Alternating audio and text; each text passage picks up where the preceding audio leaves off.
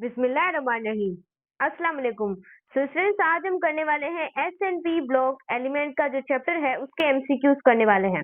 बच्चों, ये जो एमसीक्यूज है हमने पास पेपर को कलेक्ट किया है और पास पेपर को कलेक्ट करने के बाद इस साल जो एमसीक्यूज आने के चांसेस है हमने वो भी इसके अंदर डाले हैं। टोटल 110 एमसीक्यूज है। अगर आने हुए तो इसी तरीके से आएंगे कि पास पेपर के अकॉर्डिंग, और जो आने के चांसेस है हमने बहुत ज्यादा मेहनत करके इसे क्या किया है, कलेक्ट किया है। जो स्टूडेंट चैनल पे आए हैं, लाइक सब्सक्राइब और वीडियो को शेयर कर दें, बेल आइकन को प्रेस कर दें ताकि आप लोगों से ऐसी वीडियोस मिस ना हो सके। व्हाट्सएप चैनल टीच दो को लाजमी ज्वाइन कीजिएगा, लिंक डिस्क्रिप्शन के अंदर है, वहां पर रिपोर्टेड नोट्स और पीडीएफ आप लोगों को मिलते रहते हैं। तो लाजमी आप लोगों ने इसको क्या करना है, ज्वाइन, और इम्पोर्टेंट एमसीक्यूज और जो भी सवालात होते हैं उनको भी वहां पर मैं क्लियर करती रहती हूँ।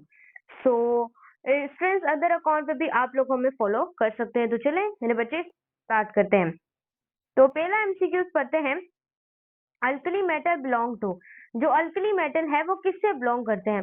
बच्चों, आपको मैंने पीरियोडिक टेबल पढ़ाया हुआ है, आपको सब पता है कि अगर हम बात करें एस ब्लॉक की, पी ब्लॉक की, डी ब्लॉक की और एफ ब्लॉक की, आपको पता है कि जो एस ब्लॉक होता है उसके अंदर फर्स्ट ए ग्रुप आता है और क्या आता है, सेकेंड ए। अगर मैं बात करूं, ये हट जाए, सेकेंड ए क्या आता है, ग्रुप आता है। तो ये दो ग्रुप्स आते हैं एस ब्लॉक के अंदर। और पी ब्लॉक के अंदर आपका थर्ड ए से लेकर 8 ए तक जो है वो यहाँ तक के आते हैं, एलिमेंट्स आते हैं 8 ए तक। और डी ब्लॉक में आपको पता है कि फर्स्ट बी से लेकर 8 बी तक के आते हैं जो कि ट्रांजिशन एलिमेंट्स है। और एफ ब्लॉक के अंदर एक तो लेंथिनाइट सीरीज आती है और दूसरी कौन सी होती है, एक्टिनाइट सीरीज होती है। तो इतना आपको मोटा मोटा कॉन्सेप्ट क्लियर हो गया। अब यहाँ पर देखें, इतना आपको क्लियर हो गया। अब ये जो एस ब्लॉक एलिमेंट है, इन एस ब्लॉक एलिमेंट को स्टूडेंट्स आप लोग कहते हैं अल्कली मेटल। क्या बोलते हैं, ये मैंने आपको बताया था, बार बार बताया थी ये चीज, अल्कली मेटल कहते हैं। और जो आप लोगों के पास एस ब्लॉक के अंदर जो फर्स्ट ए ग्रुप होता है उसको हम लोग क्या बोलते हैं, अल्कली मेटल कहते हैं। और एस ब्लॉक के अंदर जो सेकेंड ए ग्रुप होता है उसको हम कहते हैं अल्कलाइन अर्थ मेटल, हम लोग इसे कहते हैं। क्लियर हो गया मेरे बच्चे। तो ये चीज आपने याद रखनी है। और बाकी थर्ड ए ग्रुप का आपको पता है, बोरोन फैमिली, फिर कार्बन फैमिली, ये फिर नाइट्रोजन फैमिली, फिर ऑक्सीजन फैमिली, फिर हेलोजन फैमिली, फिर जो 8 ए ग्रुप है वो नोबल गैसेस या इनर्ट गैसेस। ये थे मोटा मोटा कॉन्सेप्ट, तुम्हें क्लियर हो गया बिल्कुल। अब आते हैं एमसीक्यूज की तरफ। तो अल्कली जो मेटल है वो किससे बिलोंग करते हैं, आपको पता है ग्रुप 1 से बिलोंग करते हैं। ग्रुप 1 में कौन कौन से आते हैं, lithium, sodium, potassium, rubidium, caesium, francium, ये सारे आप लोगों के पास क्या होते हैं, अल्कली मेटल ग्रुप 1 के अंदर आते हैं। सही हो गया। नेक्स्ट हमारे पास है general electronic configuration of the alkali metal. Alkali metal की इलेक्ट्रॉनिक कॉन्फ़िगरेशन की, अल्कली मेटल का मतलब है, मैं फर्स्ट ए की बात कर रही हूँ, मैं पी ब्लॉक की तरफ तो अभी गई नहीं हूँ। पी ब्लॉक में थर्ड से लेकर 8 ए तक आते हैं, आप लोग सबको पता है। तो जनरल जो इलेक्ट्रॉनिक कॉन्फ़िगरेशन होती है अल्कलिक मेटल की, वो NS1 होती है। सही है, क्योंकि उसका जो आउटर मोस्ट शेल होता है, वैलेंस शेल, लास्ट शेल जो होता है, उसके अंदर एक ही इलेक्ट्रॉन होता है। सही है, ये चीज आपने याद रखनी है।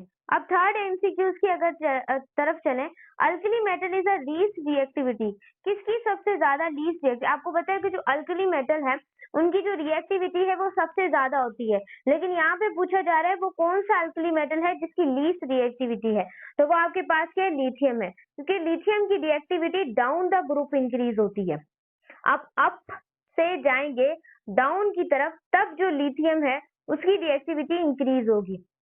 अगर आप यहाँ से अगर इंक्रीज डाउन द ग्रुप, ये क्या होगी, इंक्रीज होगी। इस वजह से which alkali metal is stored आ केरोसिन ऑयल, वो कौन से एल्कली मेटल, ही बार बार एमसीक्यूज पास पेपर में आया हुआ है, एमडी गेट में भी आया, ई गेट में भी आया और नीट में भी बार बार पूछा गया है कि अल्कली मेटल स्टोर्ड करता है केरोसिन ऑयल किसके अंदर स्टोर होता है, सोडियम के अंदर भी होता है, पोटेशियम के अंदर भी, रुबिडियम के अंदर भी होता है और सबके अंदर होता है। तो ऑल ऑफ देम सही, क्योंकि alkali matter is rapidly air and motion होता है, तो वो से क्या करते हैं, जो फर्स्ट ए के एलिमेंट्स होते हैं वो स्टोर कर सकते हैं केरोसिन को। सही हो गया।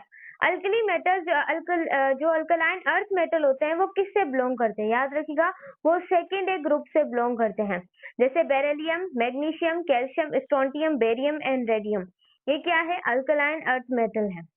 जनरल इलेक्ट्रॉनिक कॉन्फ़िगरेशन क्या है? ग्रुप 2 की NH2। सारे बच्चों को पढ़ाया था नहीं? मोटा मोटा कॉन्सेप्ट सबको पढ़ा दिया था कि जो जनरल इलेक्ट्रॉनिक कॉन्फ़िगरेशन होती है ग्रुप 2 की, वो क्या होती है? NH2। सारे बच्चों को मैंने ये चीज बता दी है, सही? घबराना नहीं आप लोगों ने। विच element is present in chlorophyll? बहुत ज्यादा इंपॉर्टेंट MCQs है, यहाँ पे पूछा जा रहा है वो कौन सा एलिमेंट है जो कि क्लोरोफिल के अंदर प्रेजेंट है। तो क्लोरोफिल के अंदर याद रखिएगा मैग्नीशियम प्रेजेंट होता है। क्लोरोफिल के अंदर क्या प्रेजेंट होता है? मैग्नीशियम। इसको आपने याद रखना है क्योंकि वो सेंट्रल एटम होता है क्लोरोफिल का। कौन? आपके पास मैग्नीशियम। एटॉमिक रेडियस जो होता है ग्रुप 1 का, याद रखिएगा, एटॉमिक रेडियस इंक्रीज होता है down the group. Down the group atomic radius बढ़ता है। ये चीज आपने क्या करनी है? याद रखनी है। आयोनाइजेशन एनर्जी जो होती है ग्रुप 1 की, वो याद रखिएगा वो डिक्रीज होती है डाउन द ग्रुप। जैसे आप ग्रुप पे डाउन जाएंगे तो आपकी आयोनाइजेशन एनर्जी डिक्रीज होगी, atomic radius down the group बढ़ता है। लेकिन आयोनाइजेशन जो एनर्जी होती है जब आप ग्रुप में डाउन जाते हैं तो आयोनाइजेशन एनर्जी आपकी क्या हो जाती है? डिक्रीज हो जाती है। मोटा मोटा कॉन्सेप्ट तुम्हें क्लियर हुआ? नहीं, फील हुआ? क्या पढ़ा तुमने? जब तुम्हें फील होने लग जाए समझ जाओ तुम सही रास्ते पे चल रहे हो। फील करो, टॉपिक को समझो, इससे बाहर तुम्हारा इसमें से कुछ नहीं आएगा। बस इसको रगड़ा लगा लेना। तुम क्या बोला मैंने? आयोनाइजेशन एनर्जी मैंने आपको बताया था, it is amount of the energy which is removed on a electron in large shell of an atom. जब आप large shell of an atom से इलेक्ट्रॉन को रिमूव करते हैं, this process how much? This process exothermic process. Exothermic process है ये भी याद रखिएगा। जब आप ग्रुप के डाउन जाते हैं ना, टॉप टू बॉटम जाते हैं, तो आयनाइजेशन एनर्जी क्या होती है? डिक्रीज होती है। जब आप लेफ्ट से राइट जा रहे हैं तो आयनाइजेशन एनर्जी तुम्हारी क्या होगी? बढ़ेगी। MCQ तगड़े तरीके से भी आ सकता है, तो आपने याद रखना है। नेक्स्ट है मोस्ट रिएक्टिविटी अल्कली मेटल, जिसकी रिएक्टिव आपको पता है अल्कली मेटल जो वो हाईली रिएक्टिव है, लेकिन सबसे ज्यादा किसकी होती है? ये सवाल है। अक्सर स्टूडेंट्स को पता ही नहीं होता कि भाई ये भी याद करना है, इसमें ये याद करना है कि सबसे ज्यादा रिएक्टिविटी किसकी होती है। तो सबसे ज्यादा जो रिएक्टिव होता है, most reactive alkali metal, this is called as cesium। आगे चलते हैं। हेलोजन बिलोंग टू, बड़ा मस्त सवाल है। ग्रुप 40 को तुम कहते हो कार्बन फैमिली। अक्सर बच्चों को पता नहीं। मैं प्राडिक टेबल की वीडियो आज या कल अपलोड करने वाली, उसको बस एक बार तुमने देख लेना है। उसके अंदर सारे कॉन्सेप्ट मैंने कवर कर लिए हैं। वन शॉट के अंदर आपको पढ़ा था, लेकिन उसके अंदर सारा कुछ लेवल के MCQ थे, तो उस वीडियो को आपने लाजमी देखना है। ये मैं आपको बोल, आज या कल वो वीडियो आपकी लग जाएगी। जिस टाइम पे लगेगी मैं आपको चैनल के अंदर बता दूंगी, व्हाट्सएप चैनल के अंदर।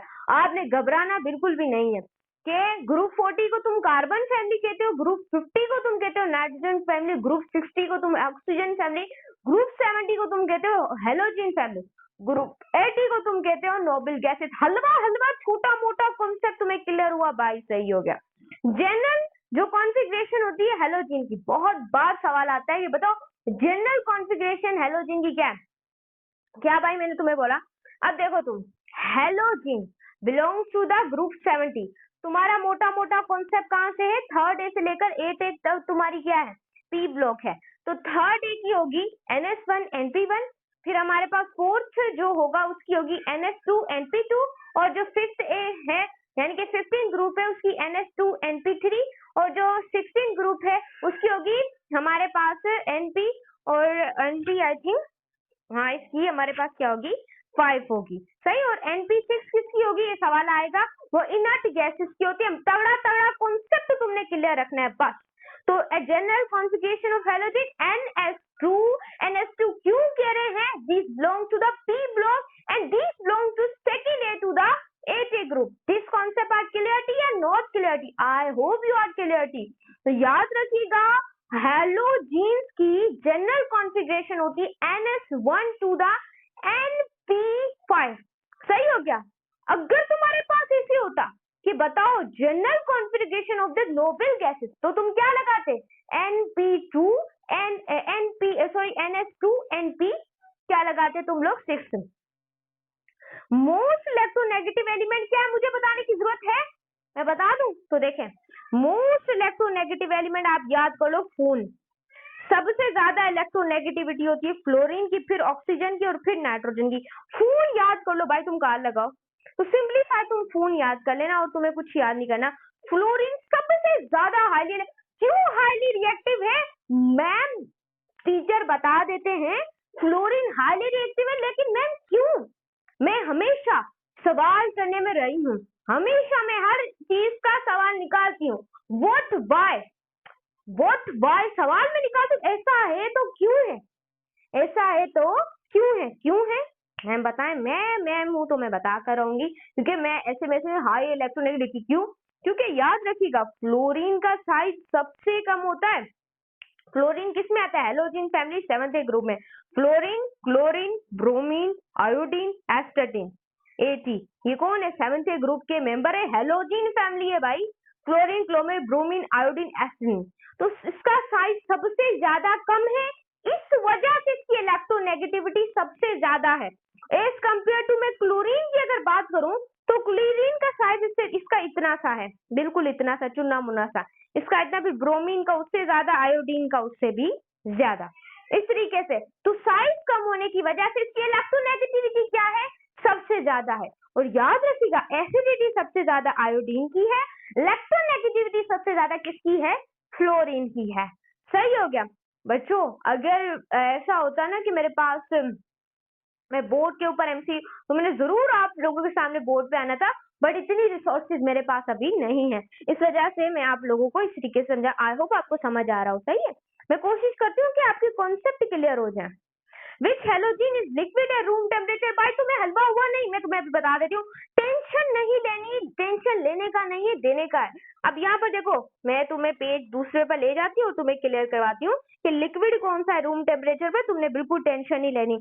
अब यहाँ पर देखो 7th A अगर मैं तुम्हें ग्रुप की बात करूँ तो क्या 7th A ग्रुप में आता है आप लोग? बस फ्लोरीन, F2, क्लोरीन, उसके बाद नेक्स्ट आप लोगों को क्लोरीन, क्लोरीन, ब्रोमीन आता है एंड आयोडीन आता है। सही, हमें फ्लोरीन और क्लोरीन ये क्या है? गैसेज है, ये चीज याद रखना है। और अगर मैं तुम्हें बताऊं यहाँ पर ब्रोमीन, तो ब्रोमीन क्या है? लिक्विड है, ये लिक्विड आ गया ना। लिक्विड कौन है? ब्रोमीन है। आयोडीन क्या है? सॉलिड है। इतना तगड़ा तगड़ा कॉन्सेप्ट तुम्हें क्लियर होना चाहिए, बाकी तुम जो भी करो इतने तगड़े तगड़े कॉन्सेप्ट तुम्हें क्लियर। तो विच हेलोजन इज अ लिक्विड, बता दिया तुम्हें, बताया नहीं? ब्रोमीन, और साथ में दूसरे भी बता दिए। नोबल गैसेस कौन से किससे बिलोंग करती है? मैंने बताया था तुम्हें। ग्रुप 40 को तुम कार्बन फैमिली कहते हो, ग्रुप 50 को तुम नाइट्रोजन फैमिली कहते हो, ग्रुप 60 को तुम ऑक्सीजन फैमिली कहते हो, ग्रुप 70 को तगड़े तरीके से याद करना है तुमने, और ग्रुप 70 को आप हेलोजन, ग्रुप 80 को आप कहते हैं this is called the noble gases. Clarity हुआ? और क्लियर और नोट, क्लियर और नोट? बिल्कुल क्लियर है। आगे चलते हैं। Most abundant noble gas in atmosphere कौन सी सबसे ज्यादा पाई जाती है? अबंडेंट होती है, पूरे एटमॉस्फेयर के अंदर पाई जाती है। This is called how what ma'am? This is called argon. Argon most abundant gas होती है। क्लियर है? क्योंकि आर्गन 0.93% पाई जाती है अर्थ के एटमॉस्फेयर में। कितने परसेंट? 93%, 0.93%। इसका मतलब जो मोस्ट अबंडेंट नोबल गैस है, याद रखना है कि एमसीक्यू पास से बार बार रिपीट हुआ है। This is called the argon. Which noble gas is duplet configuration? भाई डुप्लेट ऑक्टेट का कॉन्सेप्ट तुम्हें तगड़ा तगड़ा तुम्हारे टीचर ने बताया नहीं? चले मैं बता देती हूँ भाई। डुप्लेट क्या होता है? ऑक्टेट में अपना मोबाइल साइड में रखूं और तुम्हें बताती हूँ। सही, पहले मैं खड़े होकर समझा रही थी, अब मैं तुम्हें बैठ के समझा रही हूँ। सही हो गया बच्चों? डुप्लेट का मतलब है वैलेंस शेल के अंदर आपके कितने इलेक्ट्रॉन्स कंप्लीट हो, और ऑक्टेट का मतलब होता है कि पूरे 8 कंप्लीट हो, इसमें 2 कंप्लीट हो। तो which noble gas is duplet configuration? तो याद रखना है दिस इज हीलियम। हीलियम की क्या होती है? डुप्लेट कॉन्फिगरेशन होती है। इतना तगड़ा तगड़ा कॉन्सेप्ट तुमने याद रखना है कि जो हीलियम हमारी होती है चुन्नी मुन्नी की गैस होती है, तो वो गैस हमारी क्या होती है? जो डुप्लेट कॉन्फिगरेशन जिसकी होती है, दिस इज कॉल्ड हीलियम। और मोस्ट अबंडेंट जो पाई जाती है ना, वो आप लोगों के पास क्या होती है? आर्गन होती है। सारा कॉन्सेप्ट तुम्हें बता दिया, ऐसे तुम्हें कोई तगड़े तरीके से नहीं करवाएगा आज की दुनिया में। तो आगे आगे चलते हैं। सपोर्ट लाजमी कीजिएगा। सिलिकॉन, सिलिकॉन एक मेटालॉइड होता है, तुम्हें पता है कैसे? मेटालॉइड की तुम्हें मीनिंग भी मैं बता चुकी, चले एक बार, जो कि मेटल भी हो और नॉन मेटल भी हो, उसे सिंप्लीफाई तुम लोग क्या बोलते हो? मैम उसको तो हम बोलते हैं मेटालॉइड। क्लियर हो गया? 50% वो मेटल का काम करे और 50% वो किसका काम करे? नॉन मेटल का काम करे। तो सिंपल तुम उसे क्या बोलते हो? मेटालाइट कहते हो। आगे चले, बोरोन फैमिली किससे बिलोंग करती है? बताया था मैंने तुम्हें, बोरोन फैमिली किससे बिलोंग करती है? याद रखिएगा, वो ग्रुप 30 से। मैम ग्रुप 30 कैसे? थोड़ा पीछे जाए आप तो चले, मैं चली जाती हूँ, पीछे जाने से क्या है, आगे बढ़ते बढ़ते हम आगे बढ़ते रहेंगे। Alkali metal, alkaline earth metal, फिर आप लोगों के पास क्या आती है? बोरोन फैमिली, तो कार्बन फैमिली। तो यानी कि हमारा जो ग्रुप 11 है वो अल्कली मेटल है और ग्रुप 12 जो है वो अल्कलाइन अर्थ मेटल है। ग्रुप 13 आपका क्या होगा? बोरोन बिलोंग करता है। सही हो गया, क्योंकि फर्स्ट मेंबर है ना। कार्बन फैमिली ठीक के तुम्हें बताया कि जो कार्बन फैमिली है वो अक्सर किससे बिलोंग करती है? तो वो बिलोंग करती है ग्रुप 40 से। ग्रुप 40 से क्या करती है स्टूडेंट्स? तो कार्बन फैमिली किससे बिलोंग करती है? मैं कब की बता रही थी, ग्रुप 40 से। ठंडा ठंडा जूस आ गया तो मैं उससे पी रही थी, हाँ, इस वजह से थोड़ी बंद कर दी। तो चले ग्रुप 40 जो है वो याद रखिएगा 4 वैलेंस शेल में इलेक्ट्रॉन होते हैं, इस वजह से ये ग्रुप 40 है। सही होगा। नाइट्रोजन बिलोंग करता है, मैंने आपको कितनी बार बताए थे ये नाम, क्योंकि ये एमसीक्यूज हर तरीके से ऐसे ही पूछा जाता है। नाइट्रोजन फैमिली किससे बिलोंग करेगी? पास पेपर के सवाल है। ऑक्सीजन किससे बिलोंग करेगी? ये तगड़े तरीके वाले सवाल है जो कि तुम्हें आने ही चाहिए, इसमें तुम मार मत खाए हुआ। नाइट्रोजन जो बिलोंग करता है वो ग्रुप 50 से करता है और ऑक्सीजन ग्रुप 60 से, ये तो मैंने तुम्हें बताया हुआ बार बार। Which element is called the king of chemicals? भाई सल्फ्यूरिक एसिड बताया था नहीं? सल्फ्यूरिक एसिड जो है वो सारे एसिड्स का किंग है। बच्चों आपको पता है कि आपकी प्रीवियसली जो बुक्स थी जो कि हमने स्टडी की थी, प्रीवियसली 2023 तक जो बुक थी उसके अंदर काफी ज्यादा इंडस्ट्रीज के प्रोसेस दिए हुए थे, बहुत ज्यादा इंडस्ट्री के प्रोसेस दिए हुए थे। तो अब तो काट कर सिर्फ चंद चंद प्रोसेस रखे, जैसे ब्लीचिंग पाउडर हो गया, preparation of the sulphuric acid, ये वाले हो गए। तो ये वाले कम कर दिए गए हैं क्योंकि वो सारा रट्टा था और रट्टा तो एमडी गेट में फिलहाल तो चलता ही नहीं है। इस वजह से अब कुछ जो न्यू बुक है आपकी, तो उस हिसाब से एमसीक्यूज आपकी, क्योंकि कंडक्ट ओनली आपके टेस्ट से एमसीक्यूज आते हैं, पीएमटी से बाहर सिर्फ कुछ भी नहीं आता, आपको टेंशन लेने की कोई जरूरत नहीं है। किंग ऑफ एसिड आप सल्फ्यूरिक एसिड को कहते हैं, याद रखिएगा। सल्फ्यूरिक एसिड के बिना कोई भी इंडस्ट्री नहीं, अगर जिस इंडस्ट्री के पास सल्फ्यूरिक एसिड नहीं है ना, तो याद रखिएगा वो कभी कामयाबी नहीं करती, ना ही कामयाबी होगी। Most abundant element in earth crust, याद रखिएगा ये एमसीक्यूज बहुत ज्यादा आता है, इतना ज्यादा आता है मैं आपको क्या ही बताऊं कि मोस्ट अबंडेंट एलिमेंट कौन सा है अर्थ क्रस्ट के ऊपर? तो अर्थ क्रस्ट के ऊपर मोस्ट अबंडेंट एलिमेंट है ऑक्सीजन। तो बच्चों ऑक्सीजन बहुत ज्यादा इंपॉर्टेंट है। आगे चलते हैं। The element is group 30। Group 30 तो मैं बता चुकी हूँ क्या था, बता चुकी हूँ, बोरोन फैमिली आप उसे कहते हैं, ये बार बार आया हुआ है क्योंकि boron is first member of the group 30, इस वजह से ये मेटालॉइड भी है। बोरोन एक मेटालॉइड भी है और सिलिकॉन भी एक मेटालॉइड है। ये मोटे मोटे कॉन्सेप्ट तुमने अपने माइंड में याद रखने हैं। मैंने तुम्हें क्या क्या बताया, देखें, सिलिकॉन भी एक क्या है? मेटालॉइड है, ये तुमने याद रखना है क्योंकि ये बहुत मेहनत से ढूंढे गए एमसीक्यूज है, काफी दिनों की रिसर्च लगती है उसके बाद में एमसीक्यूज है, क्योंकि फिर बायोलॉजी, फिर केमिस्ट्री थोड़ी सी ना कॉन्सेप्चुअल है, फिजिक्स भी कॉन्सेप्चुअल है, उसको ढूंढने में ज्यादा टाइम लगता है हम लोगों का। और एक सिलिकॉन मेटालॉइड है, दूसरा बोरोन मेटालॉइड। तो अभी तक हमें ये 2 मेटालॉइड मिले हैं, तो इसको तुमने क्या करना है, याद रखना है। सही हो गया? तो तुम्हें पहले ही मैंने एमसीक्यू दिखा दिए, इसके अलावा तुम्हारा कुछ भी नहीं आने वाला। इसके बाद मैं तुम्हें बताऊं क्या? हाँ जी, हाँ यही थे। जो general electronic configuration of the group 30। Group 12 मैंने तुम्हें बताया alkali metal, group 30 alkaline earth, sorry, group 11 क्या था? Alkali metal, group 12 alkaline earth metal, group 30 क्या था आप लोगों के पास? यहाँ पर अभी बोरोन फैमिली। और ग्रुप जो 30 है उसकी इलेक्ट्रॉनिक कॉन्फ़िगरेशन तुम लोगों ने बतानी है मुझे, तो मैं बता देती हूँ, इसमें कोई बड़ी बात तो है नहीं। तो NS आप लोगों के पास क्या, NS2 NP1 मैं तुम्हें बता चुकी हूँ, तुम्हें रगड़ा लगा लेना, रगड़ा क्लियरली तरीके से। अब देखो तुम ग्रुप 30 के अंदर देखे, मैं अब सवाल आ गया, ये पास पेपर के सवाल है, इस वजह से मैंने बोला जो मैं पढ़ा रही हूँ कॉन्सेप्ट को नोट करते जाएं।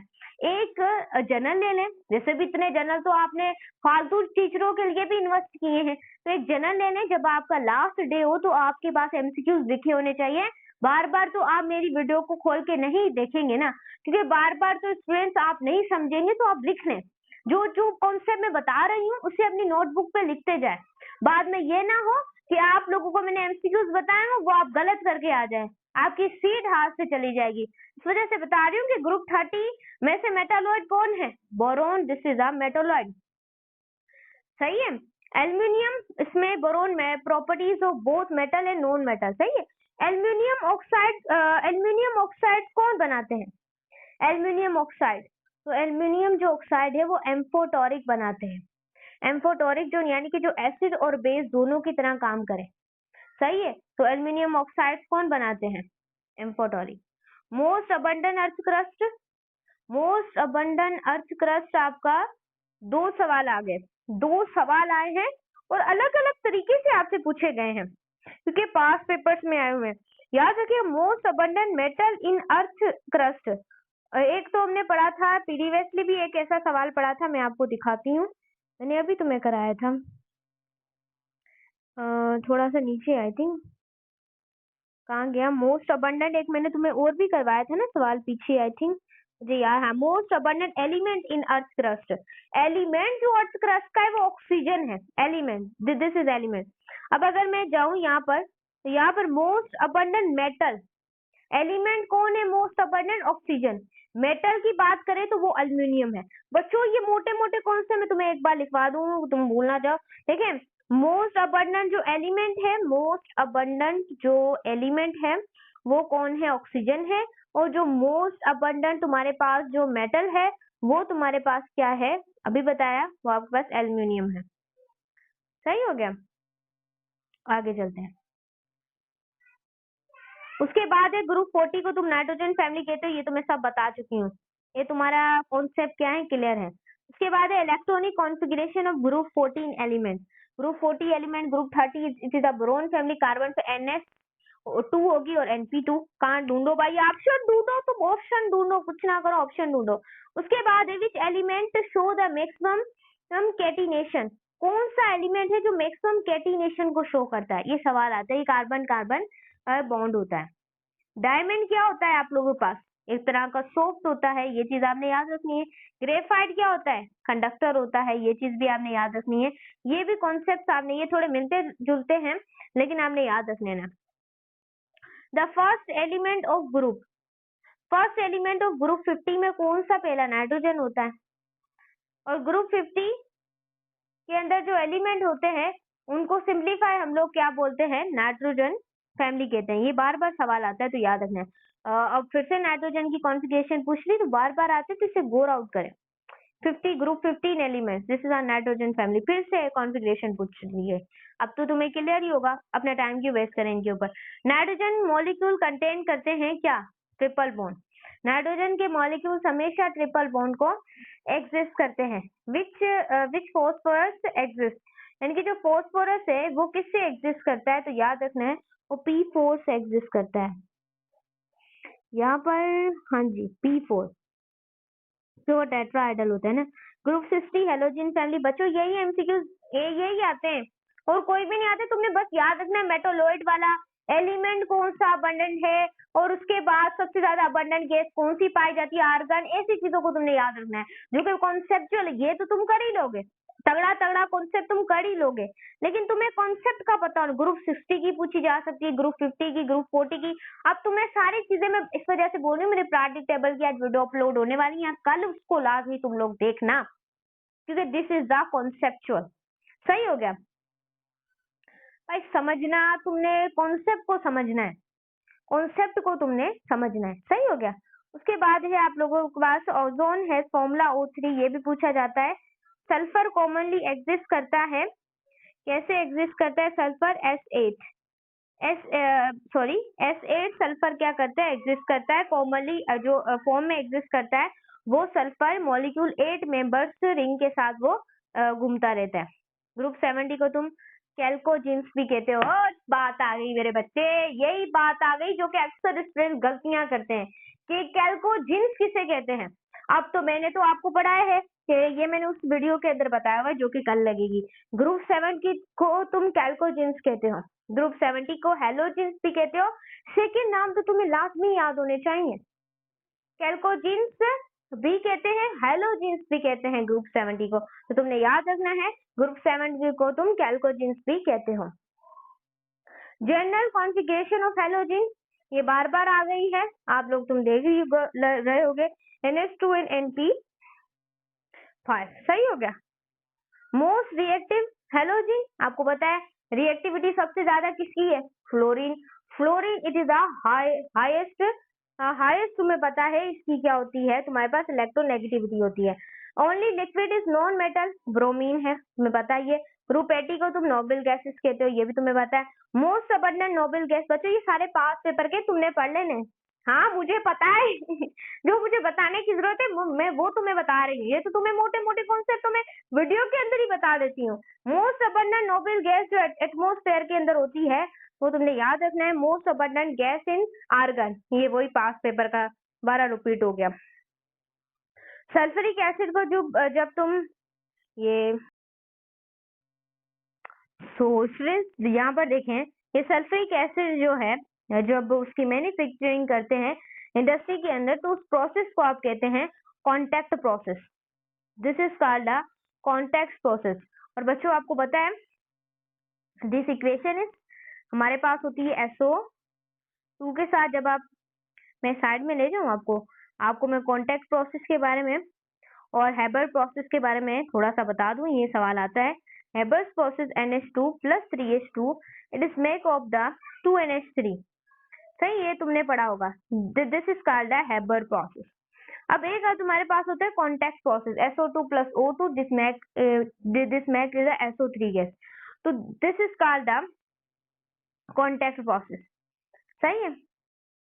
नेक्स्ट है sulphuric acid is known as the king of chemicals, ये जो भी केमिकल्स है उनका किंग है, बादशाह है। फॉर्मूला ऑफ सल्फ्यूरिक एसिड सबको पता होना चाहिए, पास पेपर्स में भी H2SO4।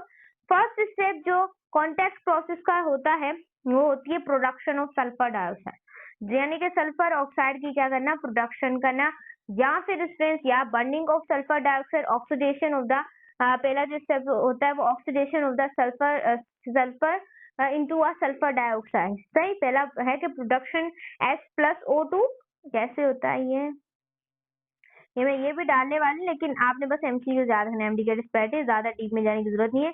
सल्फर को जब ऑक्सीजन के मिलाते हो तो ये सल्फर डाइऑक्साइड, और याद रखिएगा ये नॉन सोल्युबल होती है, इसके अंदर 10 पार्टिकल्स, इसके लिए स्टूडेंट्स एक ड्रायर होता है, वॉशिंग टावर होता है, एब्जॉर्प्शन टावर, कॉन्टैक्ट टावर, ये सारे टावर्स होते हैं, फिर जाके ये बनती है। आपने बस ये याद रखना है कि प्रोडक्शन ऑफ सल्फर डाइऑक्साइड ये फर्स्ट स्टेप होता है। सल्फर को जब आप बर्न करते हैं, सल्फर बर्न करती है जब ऑक्सीजन को, पहला प्रोसेस क्या है, बर्निंग ऑफ सल्फर डाइऑक्साइड, मैंने तुम्हें बताया था, तो SO2 होती है, sulphur plus oxygen is make the sulphur dioxide, जब सल्फर बर्न होता है तो सल्फर डाइऑक्साइड होती है। कैटलिस्ट जो इस्तेमाल होता है कॉन्टैक्ट प्रोसेस, वैनेडियम पेंटाऑक्साइड, आप लोग वैनेडियम पेंटाऑक्साइड। सल्फर डाइऑक्साइड जब कन्वर्ट होती है, सल्फर डाइऑक्साइड किस में कन्वर्ट होती है, तो याद रखिएगा 2SO2 plus O2 2SO3 के अंदर। और याद रखिएगा ऑक्सीडेशन ऑफ सल्फर डाइऑक्साइड एक एक्सोथर्मिक प्रोसेस है। Optimum temperature of the contact process आप कितना देते हैं, 400 से 450 सेंटीग्रेड, 400 से फिर याद रख रहे हैं 450 सेंटीग्रेड टेम्परेचर देते हैं, सही हो गया। प्रेशर जो कॉन्टैक्ट प्रोसेस में होता है आपने याद रखना है 1 से 2 atm तक। लो प्रेशर एक्विनेमेटिकली reaction has a good yield, अच्छी हमें गुड यील्ड मिल जाती है। SO2 is not dissolved directly in water because SO2 directly water में डिसॉल्व क्यों नहीं, सॉरी SO3 डायरेक्टली वाटर में डिसॉल्व क्यों नहीं हो सकता, क्योंकि it form a acid mist, क्योंकि उसने एसिड मिस्ट को बनाना होता है, इस वजह से वो डायरेक्टली वाटर के अंदर जो है वो डिसॉल्व नहीं होता। SO3 जब एब्जॉर्ब होता है कंसंट्रेट H2SO4, यानी कि बात आई कॉन्सेप्चुअल स्टूडेंट्स, कौन सी, जब SO3 आपका एब्जॉर्ब होगा, किसके अंदर एब्जॉर्ब होगा, कंसंट्रेटेड H2SO4 में, तो आपकी क्या बनेगी, एक ओलियम बनेगी, ओलियम बनेगा। आपका जिसका फॉर्मूला याद रखना है, ये नीचे भी आ गया है, मुझे बताने की एक्टिंग जरूरत नहीं है। H2O2O7 आपको बताइए, ये नीचे आ गया है। SO2 एब्जॉर्ब होता है कंसंट्रेटेड सल्फ्यूरिक एसिड में, तो ओलियम को बनाता है। ओलियम का फॉर्मूला लास्ट में आता है H2O2O7। उसके बाद oleum is also called a forming sulphuric acid. Oleum को आप फ्यूमिंग सल्फ्यूरिक एसिड भी कहते हैं। Oleum is called fuming sulphuric acid. Oleum react with water, जब ओलियम वाटर के साथ रिएक्ट करेगा तो वो सल्फ्यूरिक एसिड को बना लेगा। मोटा मोटा कॉन्सेप्ट है वही। Which step give the highest yield in contact process, वो कौन सा है जो कि सबसे ज्यादा यील्ड देता है कॉन्टैक्ट प्रोसेस में? वो है formation of sulphur, production of SO3 using a vanadium pentoxide. ये सबसे ज्यादा हाईएस्ट यील्ड देता है जब SO3 में SO3 होती है, ये सबसे ज्यादा देती है। एंड वेलेडियम पेंटाऑक्साइड आपको पता है कैटलिस्ट। हेलोजन बिलोंग करता है ग्रुप 70, वही जनरल इलेक्ट्रॉनिक कॉन्फ़िगरेशन, ये तो अब आपको याद हो गई होगी तगड़े तरीके से। उसके बाद है which halogen is the most reactive, fluorine ही है। रिएक्टिविटी जो हेलोजेंस की होती है, याद रखना है, वो डाउन द ग्रुप डिक्रीज होती है। Reactivity of halogen down the group क्या होती है? डिक्रीज होती है, क्योंकि एटॉमिक साइज इंक्रीज होता है इस वजह से। The halogen is the strongest oxidising agent, सबसे ज्यादा ऑक्सीडाइजिंग एजेंट कौन है? फ्लोरीन है।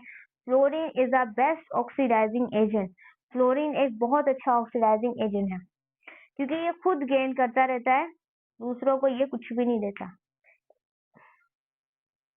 Halogen generally form ion with charge, यानी कि हेलोजन है वो कौन से आयन मतलब कि फॉर्म करता है? Ion with charge.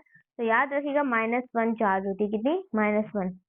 The chlorine react करता है जब सोडियम, तो सोडियम क्लोराइड बनाता है। क्लोरीन जब रिएक्ट करता है, देखिए क्लोरीन जब वाटर के साथ रिएक्ट करता है तो क्या बनाता है? दो चीजें बनाता है, मैंने आपको बताया था, मैंने आपको ये चीज बताई थी, जिसे हम ऑटो ऑक्सीडाइजिंग और रिड्यूसिंग प्रोसेस कहते हैं। ये बच्चों एमसीक्यूज आते हैं, बहुत ज्यादा पास पेपर के अंदर है।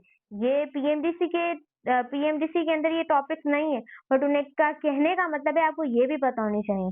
तो जैसे मैंने बोला, मैं एमसीक्यूज ऐसे डाल दूंगी ताकि बच्चों को ये भी क्लियर हो जाए कि आपकी बुक के अंदर है ना, एक आपका सल्फ्यूरिक एसिड बनता है, दूसरा था हाइपोक्लोरस एसिड बनता है। This is a weak acid and this is a strong acid. सही हो गया। ब्लीचिंग एक्शन ऑफ क्लोरीन, जब ब्लीचिंग एक्शन होता है क्लोरीन का, तो याद रखिएगा वहां पर ऑक्सीडेशन होती है। Which halogen can displace the bromine from bromides, वो कौन सा हेलोजन है जो डिस्प्लेस करता है ब्रोमीन को ब्रोमाइड्स में? This is fluorine. फ्लोरीन क्या करता है? डिस्प्लेस करता है ब्रोमीन को, किसमें डिस्प्लेस करता है? ब्रोमाइड्स में। ये फ्लोरीन का काम है, क्योंकि वो मोस्ट रिएक्टिव होता है, तो लेस रिएक्टिव वालों को वो डिस्प्लेस करता है। नेक्स्ट, फ्लोरीन जब रिएक्ट करता है हाइड्रोजन के साथ तो एक्सक्लूसिवली डार्क होता है, मतलब कि एक्सक्लूसिवली वो उसका डार्क कलर होता है। जब फ्लोरीन हाइड्रोजन के साथ रिएक्ट करता है तो 2HF बनाता है। और याद रखिएगा, अगर मैं यहाँ पर बात करूँ तो एक्सप्लोसिवली ये क्या होता है? डार्क होता है। सही हो गया, एक्सक्लूसिवली डार्क। क्लोरीन जब रिएक्ट करता है हाइड्रोजन के साथ तो आपको पता है HCl। Which halogen is liquid? Bromine बार बार आ रहा है क्योंकि बार बार आता है। आयोडीन को हम डिस्प्लेस कर सकते हैं सबसे, ब्रोमीन से भी, क्लोरीन से भी, फ्लोरीन, क्योंकि ये सबसे नीचे आता है, तो इसके हिसाब से तो सारे ही रिएक्टिव है, तो इसे कोई भी डिस्प्लेस कर सकता है। सही हो गया। Oxidising power of halogen decrease, oxidising जो पावर है हेलोजन की, उनके ऑर्डर क्या कैसे डिक्रीज होती है? Oxidising power of halogen.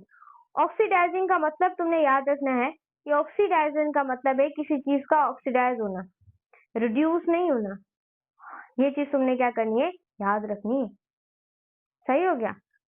आपने याद रखना है ये सबसे ज्यादा तो ऑक्सीडाइज करता है, क्योंकि वो ऑक्सीडाइजिंग एजेंट फ्लोरीन है, तो फ्लोरीन सबसे ज्यादा ऑक्सीडाइजिंग रहता है as compare to chlorine, bromine and iodine.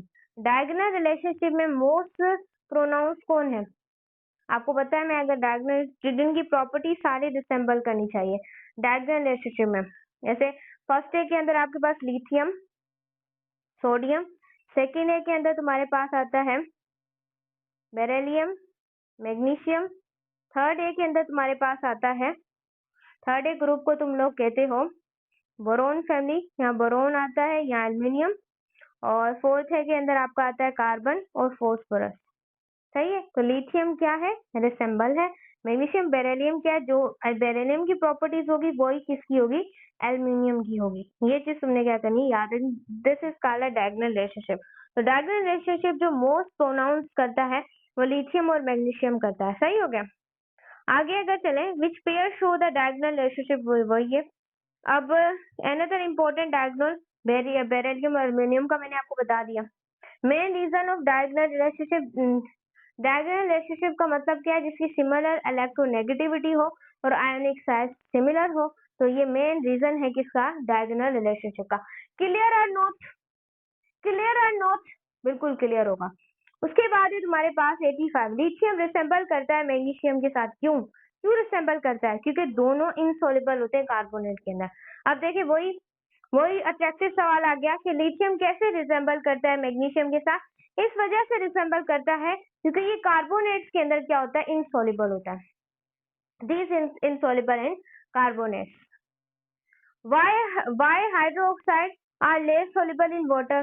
क्यों ये जो कौन सा हाइड्रोक्साइड है जो कि वाटर के अंदर लेस सॉल्युबल होता है, याद रखिएगा मैग्नीशियम और लिथियम ये दोनों वाटर के अंदर क्या होते हैं, इनसॉल्युबल होते हैं। ये चीज तुमने याद रखनी है। तो लिथियम की जो प्रॉपर्टीज जो है रिसेंबल करती हैं, क्यों रिसेंबल करती हैं, क्योंकि ये इनसॉल्युबल होते हैं कार्बन। और ये भी याद रखिएगा ये लेस सॉल्युबल होते हैं ये दोनों, क्योंकि ये लेस सॉल्युबल होते हैं क्योंकि मेंबर होते हैं अपने ग्रुप्स के। लिथियम में मैग्नीशियम के जो नाइट्राइड होते हैं वो हीट में प्रोड्यूस करते हैं ऑक्साइड्स को, यानी कि लिथियम और मैग्नीशियम के जो नाइट्राइड्स होते हैं वो हीट में किसको प्रोड्यूस करते हैं, ऑक्साइड्स को। ऑक्साइड्स को क्या करते हैं, प्रोड्यूस करते हैं लिथियम और मैग्नीशियम के। उसके बाद बेरिलियम रिसेंबल करता है एल्यूमिनियम से, because both compound are of in a covalent bond. क्योंकि बेरिलियम एल्यूमिनियम के साथ क्यों रिसेंबल करता है, क्योंकि बेरिलियम और एल्यूमिनियम दोनों क्या बनाते हैं, कोवलेंट बॉन्ड बनाते हैं। सही हो गया। विच क्लोराइड आर रेडियली हाइड्रोलाइज्ड। कौन से जो क्लोराइड है उसको आप हाइड्रोलाइज कर सकते हो, बेरिलियम क्लोराइड और एल्यूमिनियम क्लोराइड, इन दोनों को तुम क्या कर सकते हो, हाइड्रोलाइज कर सकते हो। लेकिन लिथियम और मैग्नीशियम को तुम हाइड्रोलाइज नहीं कर सकते, बेरिलियम क्लोराइड और एल्यूमिनियम क्लोराइड को। डायगोनल रिलेशनशिप ऑकर होता है एलिमेंट का जिसकी adjacent group period place diagonally हो उसके साथ। सल्फ्यूरिक एसिड स्ट्रॉन्ग एसिड बताया तुम्हें। H2SO4 जो है वो डाइबैसिक एसिड है, पता है हमें। उसके बाद आयोनाइज होता है एक्सटेंसिवली वाटर के साथ, क्योंकि वो H2 को डाइबैसिक में उसने रिलीज करना होता है। जिंक जब H2SO4 के साथ रिएक्ट करता है तो बनाता है, आप लोगों को पता है, जिंक सल्फेट बनाता है। और तो डाइल्यूट जो सल्फ्यूरिक एसिड सल्फ्यूरिक, हाँ जी हाँ, डाइल्यूट जो सल्फ्यूरिक एसिड जब रिएक्ट करता है मेटल ऑक्साइड के साथ, तो वो क्या बनाता है, तो सल्फ्यूरिक एसिड जब मेटल ऑक्साइड के साथ रिएक्ट करेगा तो साल्ट और वाटर बनाएगा। यहाँ पर भी वही, जब सल्फ्यूरिक एसिड किसी बेस के साथ रिएक्ट करेगा तभी साल्ट और वाटर बनाएगा। सल्फ्यूरिक एसिड जब रिएक्ट करेगा कार्बोनेट्स के साथ रिएक्ट करेगा तो कार्बन डाइऑक्साइड को प्रोड्यूस करेगा। कार्बोनेट्स के साथ रिएक्ट करेगा तो किसको प्रोड्यूस करेगा, कार्बन डाइऑक्साइड को प्रोड्यूस करेगा। सही है। कंसंट्रेटेड जो सल्फ्यूरिक एसिड है वो याद रखिए वो एक्ट करते हैं एज अ ऑक्सीडाइजिंग एजेंट, वो एक्ट करते हैं।